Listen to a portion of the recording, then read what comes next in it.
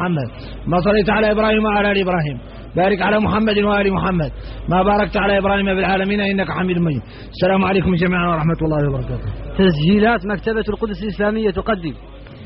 شوف حد ما هو متمكن من تفسير آية والله حديث حرام عليه منع أن يتكلم فيه، حرام منع، وحد وضاح له معنى، وهذا اللي نقول لكم أنا نفسر لكم، نحاول إن شاء الله يوفقنا فيه، نحاول نفسر لكم القرآن والحديث. حد شاك في اللي نقول نقد نقول له مقبوض من منين، ونبين له المرجع اللي ينقبض منه، وبالتالي لا يشك فيه. ما نقول لكم إن شاء الله يكون مسألة على بينة منها.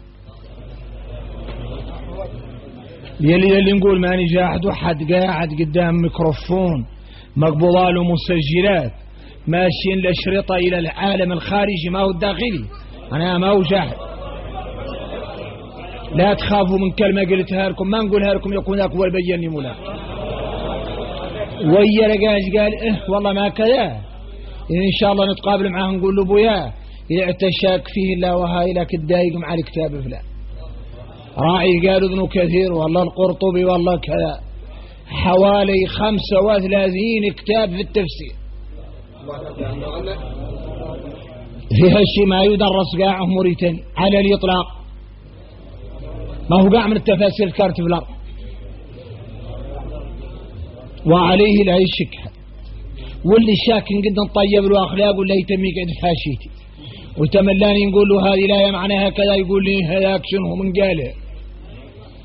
أيوة نعدلكم رواية واحدة شي قلت لكم راجي من مولانا نعود على بينة ثانية، والأخرى نقولها لكم بالحسانية إياك يعود اللي منكم ما يعرف العربية يقد جلنجي في اللي نقول بي اللي ما يقول له بالعبارة اللي يفهم.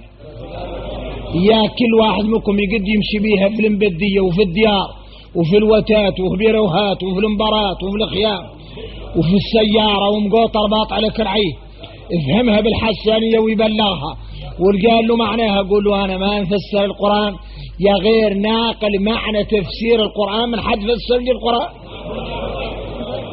حد له يفسر القرآن لابد داره من يعود على بينة متمكن، وحد ناقل عن حد مفسر القرآن معناها لاقط كلام واحد قالها قال انه يعرف تفسير القرآن. يسمعوا كلمة قلتها لكم من التفسير اي رقاه من العلماء قال لكم فيها قابلوني معاه واستراحوا انتم، ما نقول لكم مسألة ابدا ما هو على بينة فيه. بيان القرآن خطير جدا، من قال في القرآن برأيه فأصاب فقد أخطأ، حتى قاعد قلت في القرآن بفراستك وتوافقت مع الصواب فقد أخطأت ده عدلت معصية يا عملك لقيت صواب ما دمت قلتها ما عندك عليها بينة قرآن ما يقرأ. يا غير فرق بين التفسير وبين نقل كلام المفسر. إذا قلنا الصاوي ذاك فسر القرآن، إذا قلنا الخاسر هذا فسر القرآن، إذا قلنا ابن كثير إذا فسر القرآن، إذا قلنا ابن العربي فسر القرآن، إذا قلنا القرطبي فسر القرآن. يا غير إذا نقل العالم من كلام العالم هذا نقل، هذا كلام المفسر ما هو المفسر. الشرح وحده ونقلك انت للمعنى اللي فهمته من كلامه شيء آخر. يا فهمتوه؟ أنا قد وين نفسر لكم هنا ما سلككم في سقر قالوا لم نكن من المصلين، إن قبوا منها العلماء لم نكن من المصلين على أنها واردة في الناس اللي تصلي ما هو في الجماعة، ونقولها بيا اللي أنا نتكلم نعرف نعود فيه ليمة وفي فقهاء مثل في الفيل شايفين اللي تراعوا فيه انتم مجمعين وحدين جاهدين فيكم أئمة هون كم من مرة له إمام مثل فلان، إمام جامع أقجر قاعد هون مثل فلان في الصنف. يا غير احنا موريتاني فينا وحدين أولاد الخيام الكبارات وعات الناس تخرص منهم علماء والشين عليهم يعودوا قاعدين هم يزالوا يتعلموا مثل فلفين هون يلقطوا ومعدرينهم الروح. يا غير ذا ما هم قارين وما يعرفوا لا تغلطوا.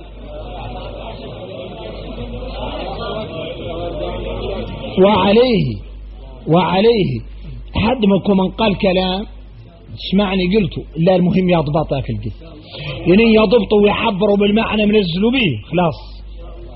اللي قال له لا ما هو صحيح قل له ماني قابل من راسي سمعته عند فلان. يبقى الصلاة الإنسان يصورني يعني يقول لي ياك اللي سمعت عنك كذا كذا كذا نقول له إن شاء الله هم مبلغ علمي فيه. لا ما يجورني حد بشي ما قلته يا غير إن شاء الله شي قلت لكم عرفوني إن شاء الله لا على بينات فيه ما نقول لكم ما هو ذاك شي ما هو متفاصل لي شي ما هو متفاصل لي نقول له ياك النقطة ما هي متفاصلة وشي ضابطه عارفه. قلت مرة ندرس السين كم سنة انتم ما بتخلف فيك ساعة أول التدريس هون لما يتندرس لين يتعرض لراجل من أهل الفقه نتعدله من أهل الفقه قال لي فلان جماعة هون قالت انك ما يلتقي تتفسر يكون إذا خلصت بكتاب والنكذب الكذاب لكن يفتي ما هو بكتاب وانك تمنيت لا يقول له شيء هو عايد انه عنده ليلة يقريها والله ليلتين ودورني انا انت منفسر اللي امالي اللي انا اشبع على الكتاب.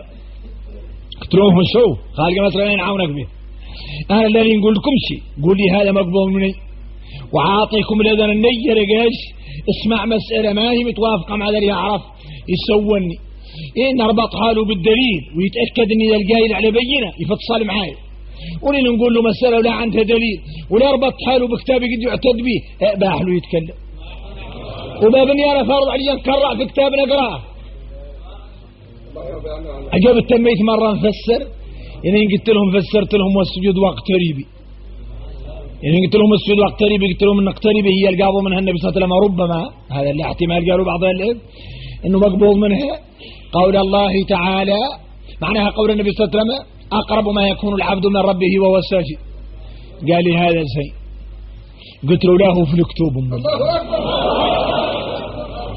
ما هو في كتبك العبد هو بعد زين والله ايه وراه ما هو في الكتب اللي عندك معناها اني اذا كرعت فيهم اللي انا يضيعوا كاملين انت ما هو في كتبك وانا ما هو متيسر اذا مالك غايب تقيد شي مالك بيه غايب اذا سمعتوه الا مسألة نقول لكم لا واحد منكم لا يوسوس عنده لذن تماما هذا ابويا مقبول مني اياك يعود على بينه يطمئن إذا نعود المرد على بابها ونعود ما يا غار لا يزيد القرآن ما يتكلم فيه ولا الحديث حتى قاع الشيخ خليل قال لك وارفعوا الحدث هو حكم الخبث والمطلق وها ما صدق عليه صومين بلا قيد وانت ما تعرفها ما شيء لك تتكلم بغير علم حتى قاع نص خليل بيت من الشعر قصيدة قالها امرؤ القيس مجنون والله يتغزل على مجنونة ما من حقك تمشي تفلسف شيء ما تعرفه لا تعرفه ما ليس لك بعلم وشي تعرفه ما قد حد يقعد بينك معه إذا فهمتوه ولا ما فهمتوه ايوه طيب إذا الليلة درسنا الأخبار البارح قلنا له الأخبار وعقبت الشيء تميت لنا هنا نرجع له ونعقب نسفى عنه والليلة شارنا هنا نتقيد وقالوا الناس بالموضوع الليلة شرح الأخبار يا رقم ايش الرقم البارح شنو البارح 48 إذا الدرس الليلة 48 لأن الرقم البارح ملغي لأنه ما كان الأخبار بارح لا أصفري والله أسودي والله ما نعرف شنو أسود. إذا الدرس الليلة إن شاء الله من سلسلة شرح الأخبار هو 48 إن شاء الله. إذا نبدأ على بركة الله.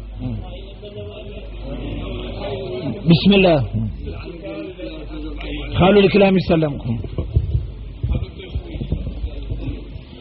بسم الله الحمد لله والصلاة والسلام على رسول الله وآله وصحبه ومن والاه. فصل للفرض 6 على الترتيب 3 منها على للفرض 6 على الترتيب. فصل للفرض 6 على للفرض 6 على الترتيب 3 منها على الوجوب. 3 منها على الوجوب. للفرض 6 على الترتيب. تم تأمل في النظم قبل أن تلقيه بسبب القلب وتم تأمل فيه. مشكلة النظم الطبع هي المشكلة. للفرض 6 على الترتيب 3 منها على الوجوب. أن يستقل قائما ثم استند أو استقل جالسا ثم اعتمد. هذا البيت والبيت المتوليه والبيت المتوليات خلاصتهم بصورة واضحة، فإن الله يثبتنا على ما يرضيه. قال إن تكبروا تحت وأمنوا تحت طبوا عليه السلام ياك تحصل الفائدة وياك اللي منها يصانة الناس اللي يسمعوا التقرأ يسمعها. سمعتوا وعرفون خالقين واحدين جداد إن يتكبر أحداهم الواحد قاع يبات فيه في القلب ما يتحمل. الله أكبر هو يعود يظل حلم ماكينة الطحين وتطحن ومصموك ما تكلم يا غيرني يسمع الله أكبر تريجل من نفسي ولا يا الله نتكايس خالق منها ما هو متعود عليها وخالق فعلا اللي تضر به ما به انه ناهي عنها يا غير ما تخليه يسمع لله قال يا الله يا كامل لا يخرص أقيموا الوزن بالقسط لا العدل في ذاك كامل والكياس. شوفوا قال إن على خالقين أسبع مسائل قرايتهم هي حد حرم فصلة واجب عليك الفريضة تصليها إلا واقف ولا تقد تصليها أبدا قاعد والله مسند وانت قادر عليه كل سابقتها. كيفاش حد قادر عليه يصلي واقف ما هم مسند يعني يسند على رواية تبطل صلاته. أنا قاش ما أقدر عليه يصلي واقف يا غير لا سند على شيء قد يصلي واقف يوجب عليه يصلي مسند. حد عجز عن الصلاة وحد واقف بدون تسند وعجز عنها حتى إلى سند ما هو قاد يعدلها ما حد قاع يقريب من القيام حتى إلى عاد مسند للشاق عليه مشقة شديدة تصرف باله عن الصلاة. إن قال له طيب روس راسك بمسائل اقعد ولهناك مسند إذا قد يصلي قاعد ما هو مسند واجب عليه يصلي بالصورة. إذا عاد الإقعاد ما يقد يصلي قاعد يكون مسند إن قال له الفايدة سند. إذا يعجز عن هذا ولا ربعاية يصلي واقف ما سند يصلي مسند إذا عجز عن الأولى يصلي قاعد ما سند يصلي قاعد مسند. هذه كلهم مرتبة ما تقدر تتخطى الثانية عن الأولى ولا الثالثة عن الثانية كل واحدة لابد أن تبدأ بها. صلي قائما فإن عجزت فمستندا فإن عجزت فجالسا فإن عجزت فمستندا فإذا عجزت عن الأربع قدامك ثلاثة مخير بين معناها مندوبة قيل أنها وقيل السنة. الواجبات اللازم لأنه منص الأربعة هذه قائما بدون استناد قائما مستندا جالسا بدون استناد جالسا مستندا هؤلاء أربعة لا بد من توخذ على كل واحدة ولا تجد قطع عن واحدة الشهر الأخرى ما هو نتفوت تعجز عن السابقة. إذا تعجز ما قد يتصلي واقف ولا قد يتصلي مسند واقف ولا قد يقعد تصلي قاعد بعض لا بد لك متسند والله قاعد عجزت حتى لو سنت عاجز إن قال لك قدامك هيت مسائل أخرى أهلها على ربعة كم يتيفاية 7 يكسرها التالية تخف ما هم كيف الأولاد هؤلاء الأولاد ما فيهم مسامحة والثانية قيل أنهم ترتيبهم ما هو واجب فيهم خلاف. وهذا أصله ما ورد في صحيح البخاري عن عمران بن حصين رضي الله عنه أنه كانت به بواسير متخلط مع مرض قالوا البسور وعلى أنه عاد يتألم منه عايد مرض يخرج العياذ بالله مخرج الدبر يعود رقاه هني يمشي له يتغوط العياذ بالله تخرج منه أشياء يعود ما هو قادر العياذ بالله يستقر إلا وقف يتألم ولا قاعد يتألم. قال النبي صلى الله عليه وسلم أنه يصلي وقائما فإن لم يستطع فجالسا فإن لم يستطع في رواية مضطجعا واختلفوا مضطجعا قالوا المضطجع الصحيح فيها التاكي قالوا لا عجزت عنك ما قد يتصلي واقف وحتى إذا سنت ما قديت قضيت أمالي وقعدته ما تقد وسنت في الرقعات ما قديت قدامك ثلاثة شنو هما تتكي على زرك العربي ما قديت تصلي عليه اتكي على زرك العصري ما قديت تصلي على زرك العصري اتكي على قفاك وديرك رعيك شور القبلة. فهمتوه؟ إذن هذا أسبع مسائل مرتبة للترتيب 4 الأولى ما فيها نقاش والثالثة التالية مختلف فيها لأنك ما فيها قيام ولا فيها قعود انت عتاكي مضطجعا وهذا هو اللي الشغل القرآن الذين يذكرون الله قياما وقعودا وعلى جنوبهم. هذا مقبول من الكلمة الله ما فهمته. الذين يذكرون الله قياما ما حد قابته ولو مسند، وقعودا تصلي قاعد ولو مسند. ما قديت على جنوبي اتكي، ما قد التكي يزيلك اتكي على ظهرك. قالوا وحدين انك مريض قاعد ما عجزت عن ظهرك عاد متمونك فيك الا تنبطح واسي. وهذا يدلكم على ان الصلاه في الصلاه مع المخلوق. به ذاك قال مولانا عن عيسى بن مريم واوصاني بالصلاه والزكاه ما دمت حيا، لأن رجاه يصلي على زر ويقلب على زروته. هذا معناها أن الصلاة متلازم معاه، وأن الصلاة ما تقدر تترك بحال من الأحوال. حتى أنك ذاكين تعود دافعين عليك الكفار، تتقاتل مع شم الكفار ودفعوا على ظهرك وهربت قدامهم. تعدل الشريعة تم تقول لك صلي بالحارة اللي انت بيها ولو يتعود متطرطق تجري دافع. انت ورقة دافع يقد يركع سبحان الله، يجلس يسجد ما يجد. مولانا يقول ليس عليكم جناح أن تقصروا، وخليها كلمة أن تقصروا من الصلاة، معناها صلي بالحال اللي تجي تعدل ولو قصرت قاع صلاتك، ولو قلعت منها الركوع وقلعت منها السجود انت تجري قول الله أكبر الحمد لله وانت تجري. ايوه ما لقيت تركع، ما لقيت تركع تمل الشير براسك وانت تجري، والشير براسك للسجود وانت تجري، ساقط عنك الركوع والصلاة. به اللي مولانا قال ليس عليكم جناح أن تقصروا، معناها لا حرج عليكم منه. يعقب الصيقت يقول فإذا قضيتم الصلاة، ويقول لهم الذين يذكرون الله قياما وقعودا وعلى الآية الأخرى اللي تقول فإذا اطمأننتم فأقيموا الصلاة، سابقها.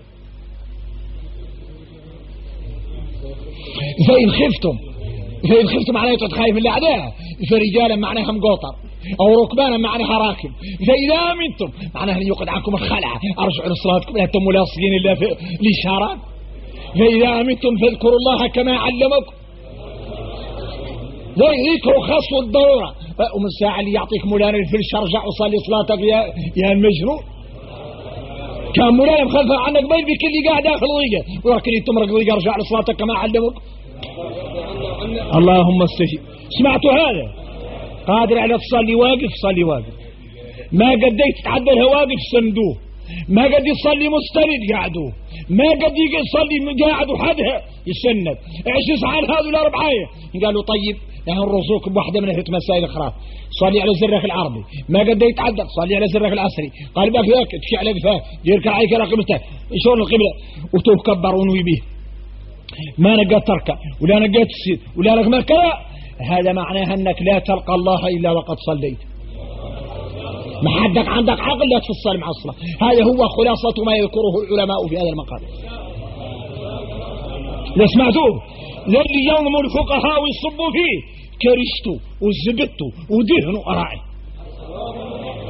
هذا هو خلاصة. كل واحد منكم يقد يلصق إذا فيه يمشي يعبد به مولا إذا خلقته والله خلقت اللي رقاش على يقولوا أنا الدرس فايت فيه وهاي لا فات قد توقف وقف. نعم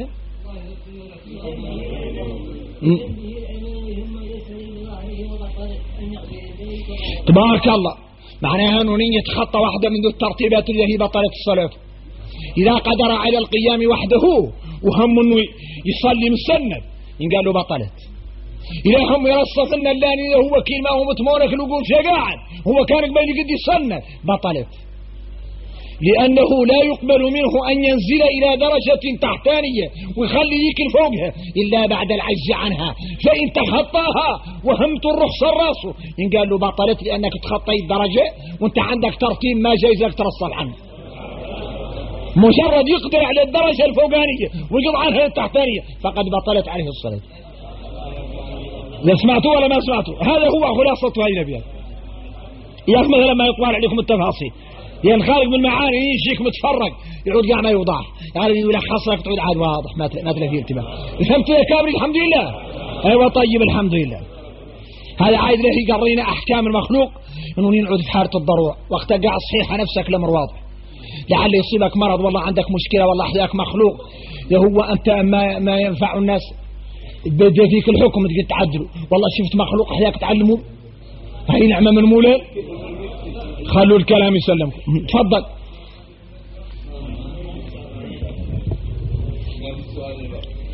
والمنتفل له أن يجلس والنصف من أجر القيام نقصا. ولا أرجع البيت والمنتفل له أن يجلس والمتنفل له أن يجلس والنصف من أجر القيام نقصا. قال على انه تلهون يتكلم لنا، قال ان ما كنا نقول لكم ان لا بد من حد يوقف الى حد يستطيع ولا ما ذاك يسند ولا ما استطاع يقعد ما هم سند ولا ما ذاك يسند ولا ما ذاك يد العربيه يسر العسر ظهره. قال ان هذا لا الفريضه لان ما فيها شوق. اما اذا عاد تصلي نافله قال انك تصدق تعود صحيح نفسك شاب صغير بواق 20 سنه صحيح نفسك مصنن وتصلي النافله. قاعد النافله محلها التخفيف، وقالوا إن عدلتها الشريعة خفيفة معناها أن مولانا يرضيه يتعدل منها ياسر. إن والسائحة تقلل شروطها ويرخص فيها للمخلوق. يا كلا جيت المولانا قال يا عبدي لماذا ما تكثر لي من الصلاة؟ أنا شعرتك قد تصلي لي قاعد وبدون عذر وانت قادر على القيام، معناها أني خففت عليك البعض قاعد وقدش تركت كامل. وان من رحمة مولانا الفريضة يشعلها الله 5 صلوات ويشعل له خر مفتوح لك اركعوا واسجدوا واعبدوا ربكم وافعلوا الخير لعلكم تفلحون انطلص عليه همك. فهمتوه؟ عادة الأذكار والنوافل ميسرة ياك المخلوق يعمر بها أوقاته كاملة بها اللي لو ربطت بهذه الشروط الموجودة في الرضا لصعب أمرها على الناس، لذلك جعلت النافلة ما عندها مشكلة. نعم يا قاع الحق له والله لا قاعد خطى هذا البيت خطى. قال إن علن خالق بيت تخطينا وهو علن رقاش كان يصلي ما قلنا ان الفريضة انه لا بد من يوقف من يقعد ما هو قادر عليه يسند ويقعد ما هو قادر عليه يقعد ما سند ومذم يقعد مسند وانه يتخطى واحدة من الرتب. قال إن عاكم الصلاة استناد العين عليه رواية إلى عاد الاستناد بحيث انه إذا طاح اللي مسند عليه ما أطيه انت يعود مكروه ما يبطل الصلاة. كيف أنا أصلي وإن شاء الله أني حياي داية شوي وكيل لي عد فتران عد كيل لي شوي ما يحليها ميحة إذا طاحت الداية ما يطيح. قال لك القدر يكره انه اللي بطل الصلاة الا لو اعتمدت على شيء بحيث لو سقط لسقطت انت كينك يا الراكب عليه لانك هم ما تتواقف ولا تتقاعد على الطبيعة. واما اذا كان استنادا خفيفا بحيث لو سقط لا تسقط انت فيكون مكروها لا يبطل الصلاة. فهمتوا ولا ما فهمتوا؟ هذا تخطينا ونرجو ما قلنا ان النافلة مولاها يالطو يقد يصليها قاعد. قال ان المتنفل انه يقد يجلس يا غير انه عنده لا اجر النص. العاد مثلا كنت النافلة ركعتين يكتب لك بيها 100 حسنة يعني تصليها قائم تكتب لك 100 وين تصليها قاعد تكتب لك 50 يقضي النص كامل تبرتي نص العملة.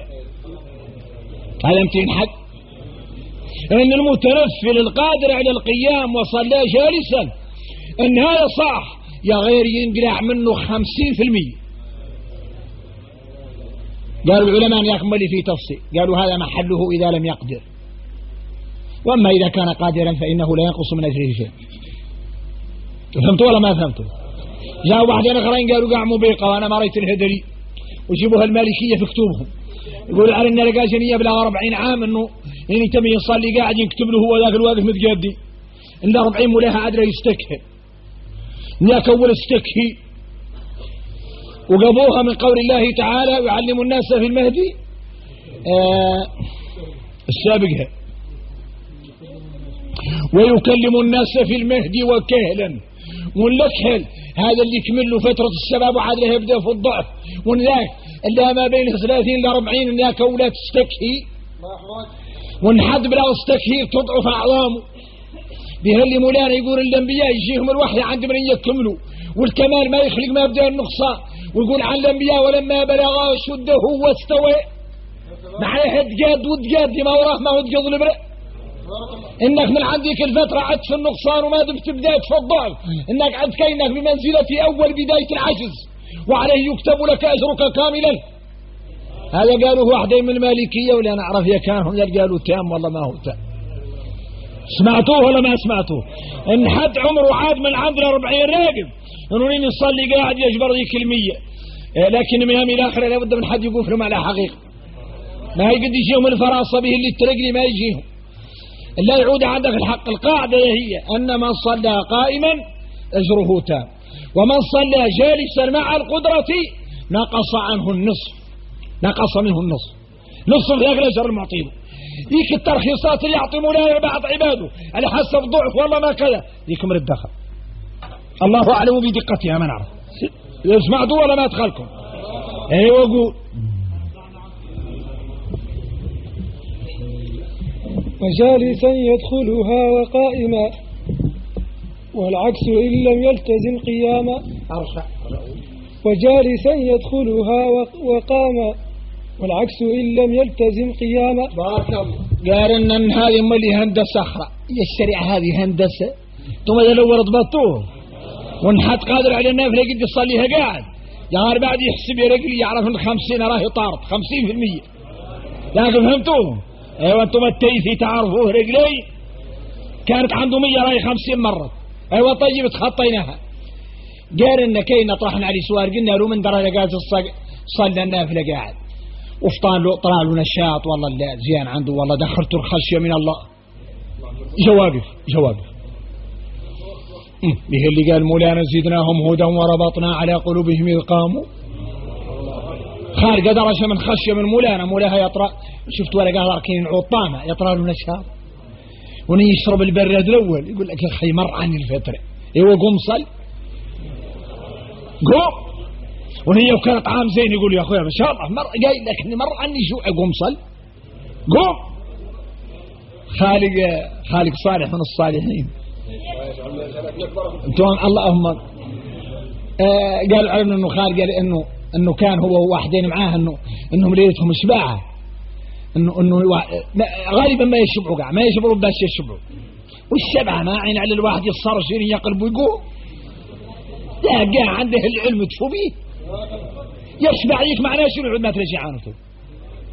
اما الشبعه خطيره تؤدي الامراض وتؤدي لقسوه القلب ومولاها غالبا ما يقدر يقوم الليل. والرجل هذا عبد صالح ومعاه بعض الوقت هارون بركوا عند واحدين واعطاهم قدر من الطعام يشبعوا عناها مر عنهم الجوع والفتر. تبرم الرجل الصالح للناس اللي معاه وقال له قلت له انت مالك تعرف الحمار؟ قال له هي. قالوا الحمار انت الزاد حلفته قلت فد عليه قدر من الدبش انا وانت الليله. قالوا ما قدروا نرقدوا باتوا قال من الليل على طول.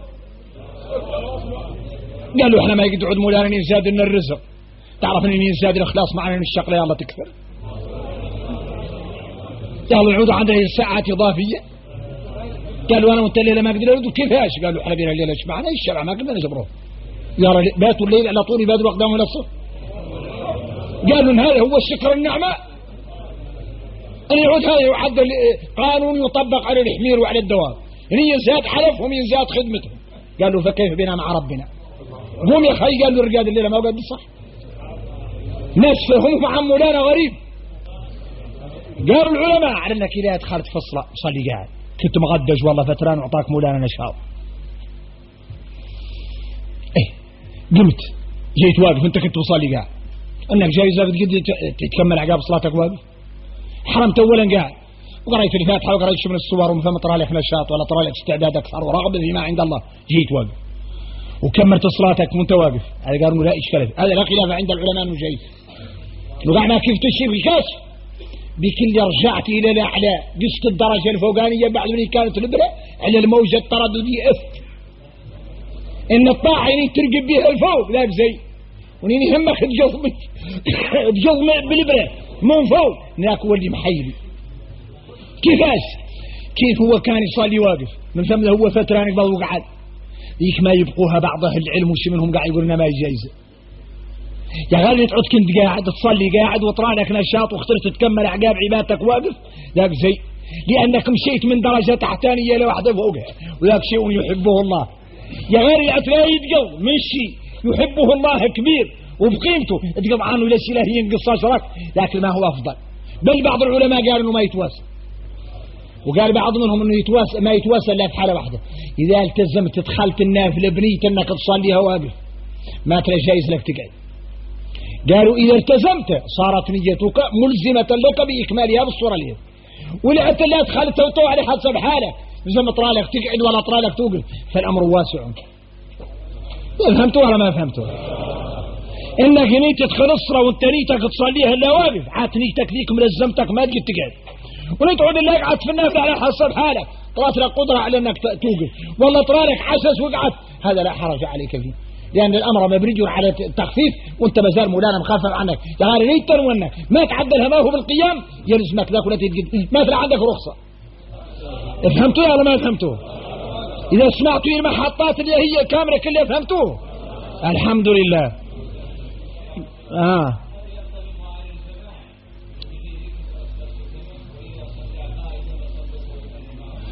لا ان سمعوه المالكيه دور يهربوا الليله ما هم لا يبعتوهم قاع لك مسائل اخرى الماموم من دري عجز الامام وعاد المالكيه المشهور عندهم من يعود الامام عاجز عن ركن ما يصلي قعوره يطهون خلق دخلت بالداخل اخرى الماموم من دري عجز الامام وعاد المالكيه المشهور عندهم من يعود الامام عاجز عن ركن ما يصلي قعوره يطهون خلق دخلت بالداخل البصري مشكله يصلي بهم التراويح ويصلي يوقي قاعد ضعيف، وقاموا واحدين قالوا ما تراهم يصلي معاه بهم اللي هو ما دام يصلي عاجز يصلي قاعد وما يقدر يصلي معاه وما قادرين على القيام.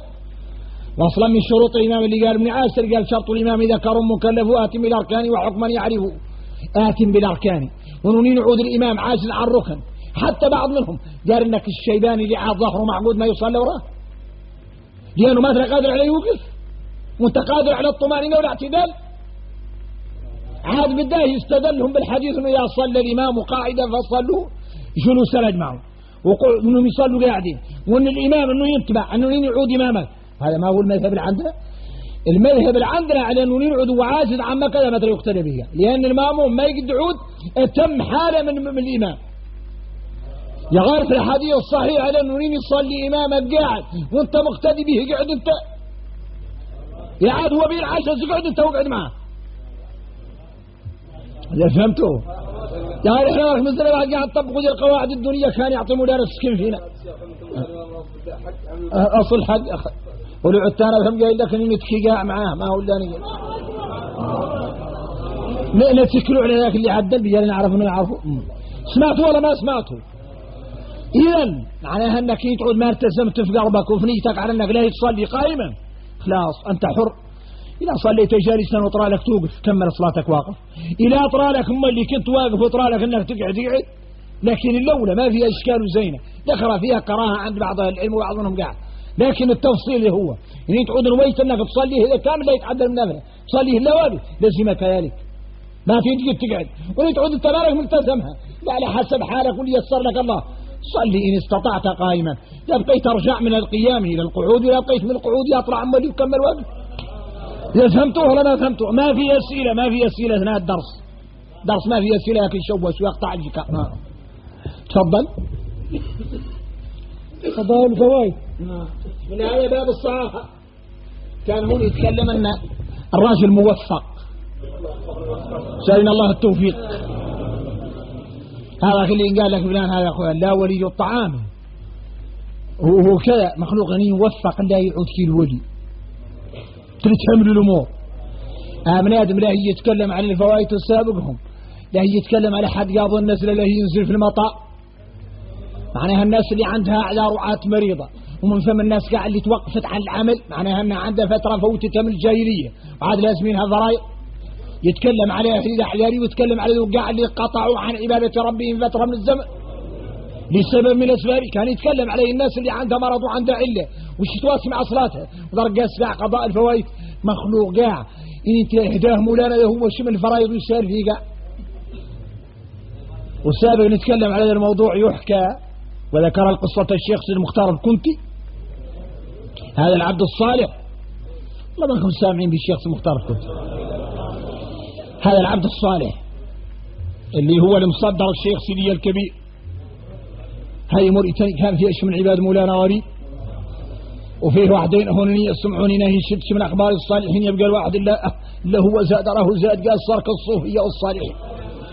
يا أخويا تم تكلم لنا الله بالكلام الصالح الطابي ما يقدوا بهذا الكلام الصالح، وأنا قاع ما حد قاع ما تكلمت عنهم ما يبرق قلبي قاع أنت من لا خاص إني ما تم مرة قاع نجيب منهم روضة وده اللي خاصه شيء.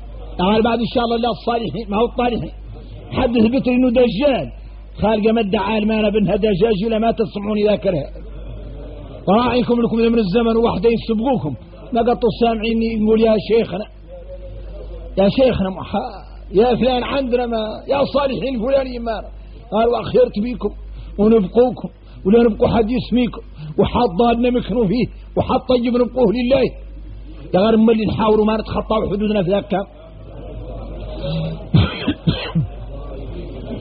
حد يطلب الله مولانا ترى ينادي يقول يا رب يا أرحم الراحمين يا الله يا لطيف يا حنان ولا ينادي لغير الله أبدا.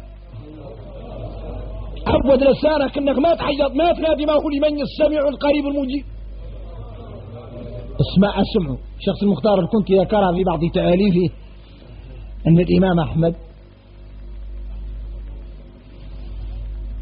الإمام أحمد بن حنبل فاختر يلا نبدلوها بواحد أخرت عظمى مصقول لأن وخيرته موريتاني فيها الشيء ما هو خير. قالوا يذكر أن الإمام أحمد بن حنبل ذات مرة كان قاعد مع شيخ الشافعي ومارك لهم الأربعة من السلسلين. أبو حنيفة هو الشيبانه لأنه درك قيل أنه 6 من الصحابة وقيل قاع أكثر من ذلك من أجلاء التابعين. وين قالوا الإمام الأعظم أبي النعمان هذا أبو حنيفة. وفي آخر زمنه أظهر الإمام مالك وقرأ عليه أبو حنيفة وعقب عاد أبو حنيفة ثم يناقش من العلم مع مالك ورياك توفى أبو حنيفة وبقى في الساحة من الأئمة الأربعة إلا مالك ما أبطى شاه تلميذي محمد بن إدريس اللي هو الشافعي وقرأ عليه واحفظ عليه موطأ الإمام مالك وظهر الإمام الشافعي بعد الإمام الشافعي ظهر الإمام الشافعي عاد مثلا الإمام يقتدى به توفى مالك وعاد الميدان للشافعي. في آخر زمن الشافعي ظهر أحمد بن حنبل جاء تلميذ عليه عاد ودرك الأئمة الأربعة لا كلهم تلميذ على الآخر. أبو حنيفة هو الكبير وتلميذه مالك ومالك تلميذه الشافعي والشافعي تلميذه أحمد بن حنبل والبخاري ومسلم تلاميذه ما حضرت أحمد. إذن قالكم رواه البخاري ورواه مسلم متفق عليه الشيخاني ومتفق عليه الخلطة تلاميذ قاعدين ما حضرت أحمد اللي تلميذ اللي يمسبوه البخاري ومسلم حتى أنه توفى الإمام أحمد بن حنبل عاد مسلم يتمم بعض الحديث على الشيخ البخاري. هاي خلطة كاملة بتلاسل من الرنك إلا واحد يعطي له فاتح اللي وراه لإما الأربعة أبو حنيفة أولا من ثم مالك من ثم الشافعي من ثم أبو حنيفة حد قاع في آخر زمن أحمد جوه تلاميذ البخاري من جهة ومسلم من جهة يقرأوا عليه وتوفى أحمد وعاد مسلم يتلمذ في آخر زمانه على البخاري. هذا اللي قال لهم الشيخان ومتفقون عليه التلاميذ لأحمد. قالوا انك انت يا الإمام أحمد بن حنبل خالق مرة قاعد مع الشيخ الشافعي رحمهم الله تعالى تم قاعد معاه في المذاكرة إنه خضع عليهم واحد راعي لغنم راعي الحيوان وهو صالح وزاهد حتى وكي حد قاعد متخلط إنك انت ما نعرف يا كان أحمد بن حنبل قلت للشافعي قالوا يا إمامنا والناس بيهم ندب واحد منهم ما يقدر يعدل شيخ يا شيخ وما شاور ما يحرك عود من بله ما قالوا يا شيخ أنا نعدل والله ما نعدل. قالوا يا إمامنا قالوا أنا سول هذا الراجل قال له بالغ إنه صالح يقول إنه صالح الظاهر اللي قال له على إنه جاهل ويعبد مولانا على جهل يلا نعلمه شيء من الدين إياك ما تضيع عبادته لأن جاهل عبادته ما ينفع. قال له الشافعي قال تلميذه أحمد قال له يا أحمد خلي عنك الناس لا تفرهم لازم قالوا خليها عنك إني يا أخويا تعيط له دول يخلط علينا عندنا مالك بيا غايب. قال له إني تقعد بعد ما آذن لي لا نبقي. قالوا نعلموه ونستفاد يا غير لا بشرط تعود أنت ما آذن ما تعطي لي أنا ما أقدر نعيط. قالوا الفايدة عيط له اختاريش لي عنه لغبة. أحمد ما هم شرب والشافعي أنا أصلا متفاصل يقد عود فات قطش بر عينته. قالوا الفايدة عيط له كنت لا بد لك عيط له بل عيط السلام عليكم الراعي ها السلام عليكم. قال له برايت فيك أرجع له أمنك لازم اللي راعي الشبل الحيوان ومتواضع ومتعدل وزاهد إن عيط له تو الراجل محترم ولا يعود بلحيته لأن حد خارط ما هو محترم. تمنكم الدروسين شهر الشافعي وأحمد يجي بيكم خابطة في الطريق لأن حد من الأحياء ما هو محترم. حد ما هو تابع النبي صلى الله عليه وسلم ومنتهر سلطه ما عنده احترام والله ما أدخلكم. الصبح قال له قالوا الفايدة الأدراف يبغوا عيط راعي ها قالوا هاي قال مش هاي السلام عليكم وعليكم السلام. قالوا أنا اللي نختار السوء لك بلغني إنك رجل متعدل وإنك ما كان اختار. قال له نستفاد أنا وأنت بطريقة يملس معاها بطريقة متكيسة اختار الدرس أنا وأنت مذاكرة في العلم. قال له تفضل يفيدنا قالوا لا نختار السوء لك من درى. قال له ولا جايز غفل عن صلاته الظهر والعصر والمغرب والعشاء والصبح حد ذكر الصلوات الخمسة كان لا ساهي عنهم من درى هو الشيء لزمه. هذا عيد هو الباب اللي موقفين احنا ورك عنده وفاصلين في السمع درس من الرعيان سابق نقضوا احنا على الخيام. قال له حد قال له 5 صلوات قال له يحل عنها من فم تري ذكرها وحكمه شنو من آدم مهرقا خطيء قنبلة. قال له قلت قال له حد صحيح على 5 صلوات ما صلاهم فما ذكر. تعرفوا الجواب قال عنه الشيخ المختار كنت والعهدة عليه قال انه قال له تدورني قالوا نفتيكم على مذهبكم والله على مذهبنا احنا ها انتم عايدين الرعيان لغنا مذهبكم لا يقولوا الخارج من عباد مولانا اللي ظاهرته السارح لغنم يا غير مشتمل فم على الشمال المتفجرات خارج من الاخلاق. قال له على مذهبنا وعلى مذهبكم. قال له لا قولهم رجع كامل جابوا لغبه في ذا المذهب لغ انا عيطت لك انت نعرف كانك تعرف الصلاه وانت قاعد مذهبكم يا مشكله. قال له قولهم لي على مذهبكم ومذهبنا احنا. قال له تبارك الله شوف قال له على مذهبنا إن هذا المخلوق اللي يغفل عن مولانا 5 مرات في اليوم يمضى عليه الأوقات ال5 ما ذكر فرض الله هذا قالوا لا ينبغي أن تلقى إليه الأحكام إلا بعد أن يؤدب الأدب اللائق. يا الله يعاقب عقابا شديدا حتى يستيقظ ويؤوب ويتوب إلى الله. دابة ما هي مسادبة ما يندار عليها الدبش لحد خسر دبش الناس. تكاليف مولانا ما تندار على حد قاع ما هو متقيد بشيء. أولا يؤدب ينطر للرصة يتعذب وبعدين يعلم لأحكام الله. وعلى ما يهبكم انتم اديروا عليه الدبش ما هو مسادب ودور يعقب بعد اللي يفركسه. لأنه على ما يهبكم انتم تقولوا لي صلي 5 صلوات حد يرجع عليك الحاضرة ان حد يساروا فيها 5 صلوات يسبقوا من الحاضرة. وعلى ما يهبنا احنا يؤدبوا الأدب اللائق وبعدين تلقى إليه الأحكام. قالوا لي سمعوا الشافعي لا داس ما عرف ليش اللي زقنا الراس وبيها رابط عنده كلام ده المخلوق اللي حد شافه متكبط سارح الأغنم وهو يتكلم في المعارف. قال له ذا المخلوق الغافل عن مولانا ما يليق بالأحكام اللي تقع عليه هو قاعد نبته. يلا يؤدب قبل أن يلقى إليه حكم الله. إلى ما تعود الأحكام وضيع لكن خسارة الطعام هذا تخسار الأحكام تقرر لحد ما هو متقيد بشيء. نادم الله ما فاق اللي هو الشافعي بعد إلا جاوب ولا جواب بقى صغر مولا توقل وبقى التلميذ اللي هو أحمد حاير وبقى الشيخ وديسان إلى بعد شيء ومشام نادم رفد الإمام الشافعي حاير رفد عيني فهم نادم قال له ألا ما أقول لك يا أخي ما ريت لك من الراجل يفسد علينا يا أخي. هذا الراجل قال له وخر لي أنا ووخر لك أنت من الجهال. نادم بين لنا علة في القلوب وأمراضا في النفوس أنا وأنت ما كنا مطالعين عليه. وما راك معجل ما عندي إلا الليلة لمعة ملها بالرعيان لأن هذا غريب نادم حار. فهمتوه هذا ذكره الإمام الشيخ المختار الكنت والعهدة عليه، الله أعلم بطبيعة ذلك. المهم هو زادرك بدأنا باب جديد ينقال له قضاء الفوائد. بسم الله أقرأ.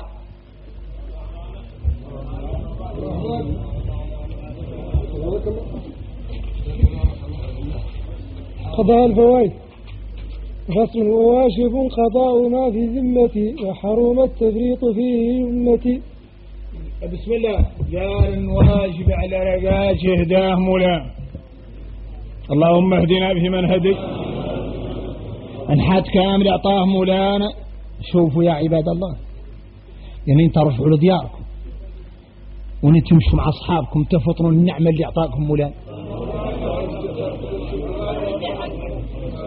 تفطروا نعمه مولانا عليك. يفطن المخلوق على انه يقيس الصلاه مونك، وان يزن المؤذن له منتبه، وان يلحق الوقت هو فاخلاقه انه يدور يؤدي فرض الله، وانت لا يطهر يعدل همة مونك، وعادي انت لا يعصي مولانا يتخمم، وان انت لا ينعرض عليه الشي ما هو له خايف وهو ما كان راد بشي عن شي. لكن اللي طرى للمخلوق يا الله يحمد مولانا لفوق والتحت وما بينهما. ده سمعتوه؟ كذلك الواحد منكم ما حد مازال حي لا يقعد في بليل ما عدل فيها مراجعة. الشاب يتم لا يحرك يتم قادي، وان يخلى ساعة ويطرح تلاقيه يرمد. كذلك النور اللي في قلبك اللي تم ذاكره مع أصحابك وتم جيب مع عصفي موجب، هم دور يمعصوا لك موجب طاري، قول لهم طاري كتبهم من الأخضري، يعني نقول هلهم دورت لو يصيبوا لك الدار اسوى علي. كان بعض العلماء يعني ما يجبر حد راجع معه يتبي يتبرم على العنز، يقول له العنز هو قانون كذا ولا حلال كذا ولا حرام كذا ونين يشوف العترس بطرس ويقول ايه فهمته زين.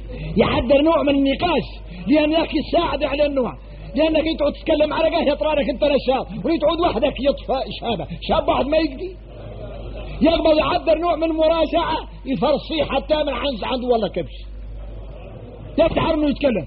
نعرفوهم في التلاميذ يقعد الواحد قاعد في الخلوة قال لك على انك الليف يقعد واقع له كذا يعود ذاك الليف محذوف، وقال لك على انك الياي قال لك الخلوات وما احياء ما وجدوله. يا غير معدل نوع من النقاش لان هذا فيه بركه. تم دائما راجع مع اصحابك ينتفعوا هما وتذكر انت ويتمنع عندك علمك جديد، ولا تترك المراجعه لان تطفي اركان قلبك. اذا واجب قضاء الفوائد. حد كامل اهداء وفق الله، سألنا الله يوفقنا ويعطينا توفيق ما يسلب، وإيمان ما يضعف، ويقين ما في شك له. إنني يوفق مولانا وتفضل على أنك صلاتك كانت متخرميز، وكل واحد منكم إنني يبقى مع راسه يعرف أنه ماضي عليه فترة الصلاة ما يعرف يشم. اللي أباتوا مسلمين وأماتوا مسلمين ورابي مع المسلمين هذا هو انتف وصوموا مرنية بجمعنا وحلال وقي يشقم وشنو لا يتوضى ويتم لا يشقم، ومعنا ما غاديله ما هو جابر لقاه ينبه، ومرة قاعد يعود معهم على خيام لا يمشي يقولون قاع الصيام أخباره، وأن الصوم والحج على من استطاع ويك استطاع يشرحه هو الراس وأنه هو ما هو صايب، ومرة يقول أنه هو قاع شقال وله صايب ولا عنده شيء يعيش به وياك من التخرميس كامل. ومرة لا يعود كان الشطغال ونية الحق الوقت ايديهم لاني من السماء وهم لاني من الطين ومن الوي يطرحهم في التراب وتوه ونشوفوا ده هو قاع يرقص ينقش على وجهه وينقش على خنافره وينقش على الحيط والله اكبر وتوه قاع جاهز. ومرة يعود يبول قدامك ما عنده حجرة ولا ميها ويدخل فرشه في السروال ويتقاطر ونين يشوتوه ايوه تبغى يصلي ايوه بسم الله الله اكبر حق الله هو اللي بون ذلك عاقبوا ولا الله اكبر تو معناها فتره من الحياه مولاها لا دابه. ونين ترجعوا لك الخيام ونين ترجعوا لك الخيام لكم تعرفون اللي نقول لكم اللي هو الماره لا الماره بذاتكم ما هم اللي متغيره وعنكم ملي لا يغروكم البطارين والموريتانيا وولاد الخيام الكبار. واحد لا ترى يمثلكم الرقبه ما تتاملوا في المرأة اللي عنده ما لحقتوها نسس من ابليس اللي يعود العالم قاعد يزرها وتقيم ماشيه وتتبول في الحيط ولا هي جايه تتقاطر ما عندها قطره ولا عنده عود تستبر به وهو فقيه قاعد، ومع ذلك هي أنسس من إبليس. لعل واحد يقول لك شنو هاي مالي فلانة من تفلة، قول له من يسا تارى ما تعرف أي ولا اشتزي. حد يختار يعرف ولا الدير فاش يخرص القبر الأول في القبر الواحد اللي يكبر به والخيمة الكبيرة يطرح في التراب ويندار عليه حجرات ولا زرباي. قال له ابويا ول اللي عاب بتاع حجرة وصدرايا يا ما يغر اللي بقيمته التقوى مولانا وذا لو خرب لا قيمة. ول شنو قيمته؟ في واحدة يرقص نادرة كانوا يكونوا للات، فيهم واحدة يعودوا ما تهون في ذر القبر ما تجي تفاصل بينهم والفقراء. شكام العقوبة التراب ما يورط ول الدير فاش من السين وذاك ما إذا الصلاة ما يخالفه. والوحدة تعود لابسة لباس رقيق وبالتالي عورتها وراعته، هاي صلاتها ما تصح. وكاش حان جنحتها وكاش حان قاشوش، هاي صلاتها ما تصح. إذا معناها لابد اللي منها يوفقوا الله واعرف فعلا ولا بد من يصلي، وإذا هو صلواته كان لا يخمرزهم. قالوا خلاصة القول لأنك واجب عليك جميع الفترة اللي فوت وانت متأكد انك ما كنت تصلي. خارج من الناس ما يصلي قاعد معناها ما دا يرجع وجهه تاني. خارج منها اللي عدل شيء غير نية قرأ تطالع انه خاسر. اذا الناس اللي ما صلات عيني على شكلين، خارج منهم اللي ما صلى قاعد معناها ما كان قاعد يدير وجهه له، وخارج منهم اللي يبرا يدير وجهه له ويخرمس يا غير نية قرأ الاحكام وما كان يصلي. هؤلاء فيه متقاد ياكل ما قام شورها، وياك اللي قام شورها يا غير ما يعرف احكامه قام اللي يخرمس. شو تعدل هون؟ قال الأخضري ومعاه طائفة من العلماء انك ذيك الصلوات اللي تسال فيك انك على الاقل اذا قديت التم كل نهار كل 24 ساعة الليل ونهار كم ساعة، انك كل ليلة ونهار ما تقل عن 5 أيام تصلي فرائض 5 أيام. سمعتوا؟ 5 مرات اللي هي كم؟ اذا 25 فريضة، الظهر العصر المغرب العشاء الصبح، الظهر العصر المغرب تريقلي. يعني نجيب صلوات كل نهار صلي فيه قد الصلوات 5 أيام على انك ان شاء الله اذا مت ما تعود مفرط.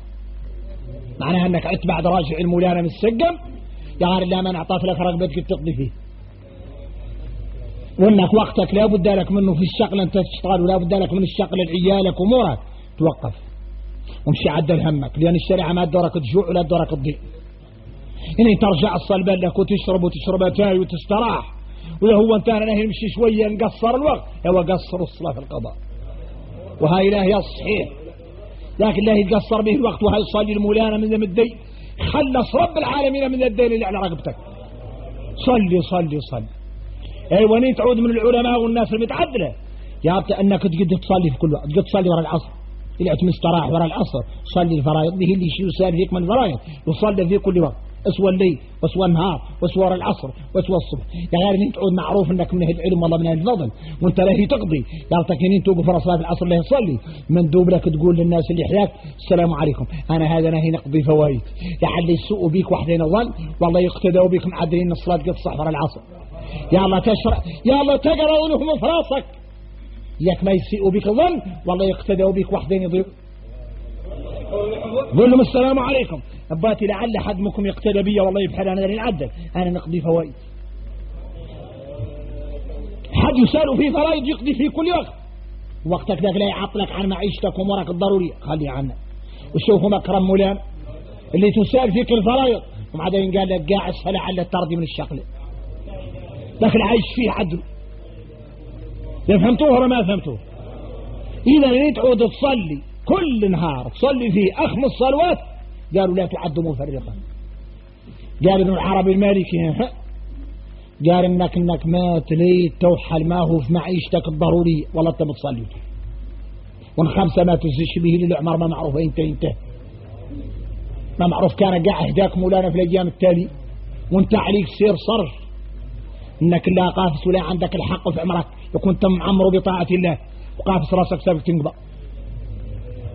لكن ابن يعدلوا بالصورة اللي فاتوا به يعدلوا بالصورة اللي فات به. إذا تصلي مثلا العشاء وانت هي تقضي الجايلة في النهار والنهار أصلا معروف ان القراية فيه ما تصح الصلاة فيما تنقرأ ما ينقرأ فيها الفوق. قالوا انك تقرأ في الفوق وتقرأ القنوت دي اللي انت تقضي الصبح اللي تتقنت. عدلوا بالكيفية الضالة تعدل بالصورة اللي فاتت به، ما يغير فيها ولا يبدل. يا أخي اللي ينقرأ فيه الفوق قرأ فيه الفوق، يا أخي اللي ينقرأ فيه التحت قرأ فيه التحت، يا أخي اللي بقى كذا كذا كذا، لكن الهيئة اللي يسال فيك بها عدل. انت لا تؤدي الأمانة كما أمنك الله. فهمتوا؟ ما يقضي في كل وقت، القضاء لا وقت له. قلت لكم حتى أوقات النهي صلي فيه. فهمتوا ولا ما فهمتوا؟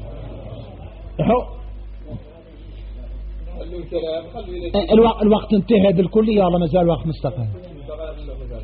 ولا بأس. نبهني بعض الإخوان الوقت عرف طلعوا عادي قريب والله. اسمعوا وشوف.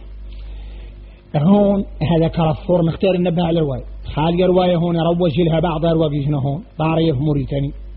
واحدين قالوا ان قضاء قاع ما هو لازم، وانك فترة تركت فيها الصلاة عمدا لا قضاء عليك. وهذا في واحدين هون يفتوا به الناس ومجننهم، وانك اللي قطع يسال فيك من الصلوات كامل الا خلي عنه ولا يلزمك القضاء. خليل قال وجب قضاء فائتة مطلقا، وهذا هو اللي عليه الأئمة الأربعة وزيادة. ان حد يسأل في فرائض ما رضى اللي قال الإمام أحمد بن حنبل ان الصلوات اللي فاتك انك يجب عليك قضاؤها مرتبة ولو 60 عام.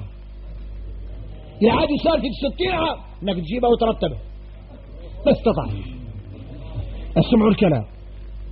ذوك اللي قالوا على انها ما يواجب على رجال نحدد، خلوا الكلام ان رجال فاتوش من الصلوات يتركهم عمدا مفرط فيهم وتوه انه ما لازم القضاء. لكن تعرفوا السبب شنو؟ قالوا علموا لأنه كان كافرا، لأن من ضيع صلاة عامدا لا متعمد توبي صح تنفس هذا خرج من الإسلام. وعليه قالوا ما يلزم القضاء به اللي قاع وما هو مسلم، هو كان كافر ونين هداه الله عاد له يصلي معناه أنه يحسب له الله من الآن يأكل فات كامل هو كافر. وهذا منهم بروح حبيب وطائفة معه قالوا إذا لا يجب قضاء الفوائت لأن من ترك الفوائت فقد كان كافرا قاع وعليه لا يلزمه قضاء. واستدلوا برواية قالوا لأن النبي صلى الله عليه وسلم لما رأى ذاك الرجل الأعرابي المسيء صلاته انه شافه صلى وله لا يخسر صلاته عاد يقول له صلي ارجع فصلي فإنك لم تصلي، ارجع فصلي. اما يقضى من هذه من الصالينية وفهم صلاته يقول له ارجع فصلي فإنك لم تصلي. إن عاد 3 مرات هو لا يكرر عليه ومن هذا لا يجيب شمل الجيش ويرجع يقول له ارجع فصلي. قالوا والله لا أحسن غير هذا، أنا ما أعرف ما هو هذا، علمني. قيل أنه قال له علمني متبارك يعلم الصلاة. قالوا اللي قالوا أنه ما يقضي قالوا هذا الراجل وش يدخل الإسلام وكانت صلاته خاسرة والنبي صلى الله عليه وسلم قالوا ارجع فصلي فإنك لم تصلي. قالوا هذا دليل على أن الصلوات التي مضت معك وخسرت عليك نتيجة مرادة على أنها ما اسمها قضاء به اللي يعاجز من القضاء يقول للمسيء صلاته واقضي ما فات من الصلوات. شفتوا يا الدليل؟ قالوا لهم الخلطة آخرين لقيتوا معنا قابلين قلت ترجع فصلي فإنك لم تصلي إنك كافي يقع على أنك ما صليت. والتنبيه بهذه على البقية معناها ما دمت قلت لك أنها ما يصلى معناها أني نبهتك على صلواتك اللي كيف هذا ارجع عنه ما نحتاج نقص لك أسواق. زي فهمتوه؟ نرجع فصلي فإنك لم تصلي تنبيه بالأدنى على الأعلى أنا قايل لك أن الله حكام للغي عرفنا ما يخالف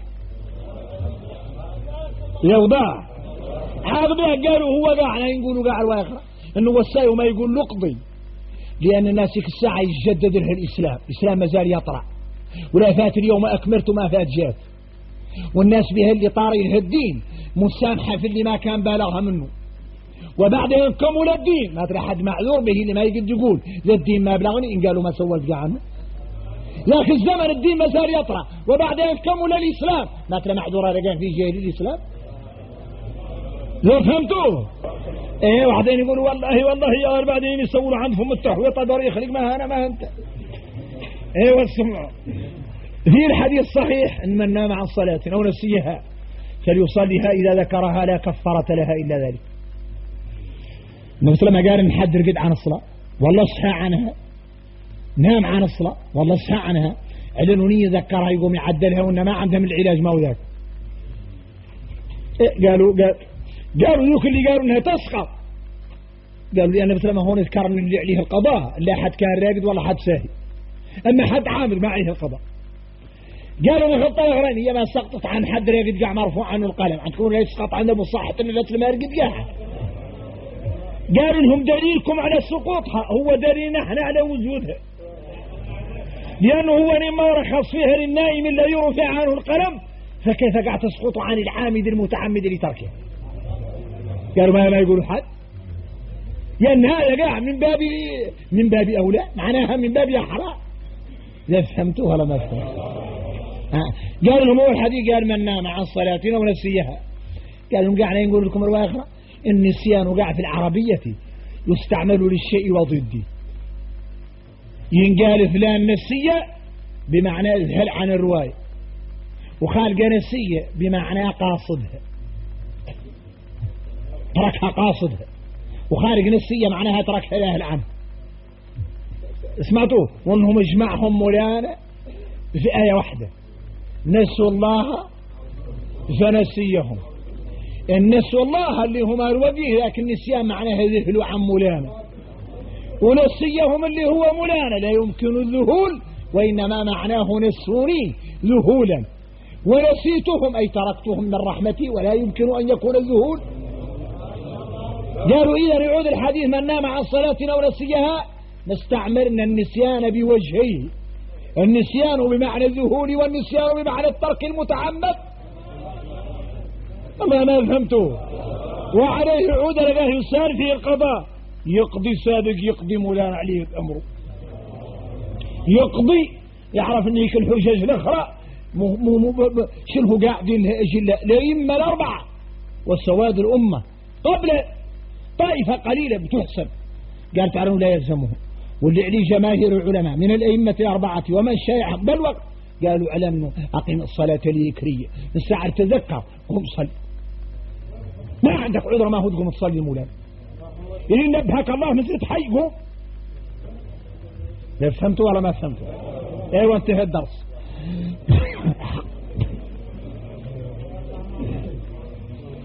استغفر الله استغفر الله، اللهم لك الحمد حتى ترضى، اللهم لك الحمد كما ينبغي لجلال وجهك العظيم.